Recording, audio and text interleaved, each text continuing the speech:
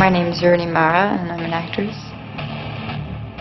The truth is, I saw the first film, before I had auditioned. I hadn't read the books yet, and I knew it was an incredible part, but I didn't necessarily really want it. I wasn't really sure that I could do it or that I was even right for it. So I went in on it and, did the best that I could. And then when I found out that they were really interested in me and that I was going to move on to screen test, then I decided to read all the books. And after I read the books, then I was like obsessed with it, and I really, really wanted to do it.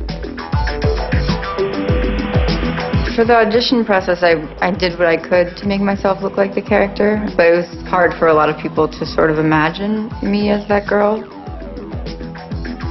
And then after I got the part, cut the hair, and we dyed it, and then we decided to bleach the eyebrows, which I think was probably the best thing that we did in transforming me. I think it really changes everything about your face. After we did all the hair, we went and got the piercings. I'd had my ears pierced when I was like 12, but they had closed up, so I had to re-pierce everything.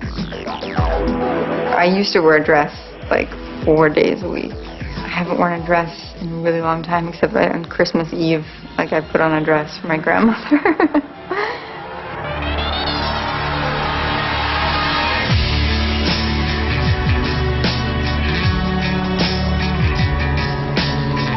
I thought that people's reactions towards me would change a lot more than they did, but I think if you live in LA or New York, people really aren't shocked by anything.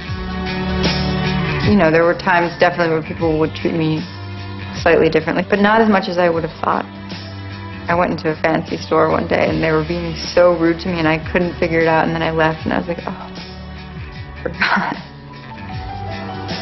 I think transitioning out of wherever I am right now is going to be much harder than actually it was to go into it. But I think it's going to be harder to sort of figure out who I am now.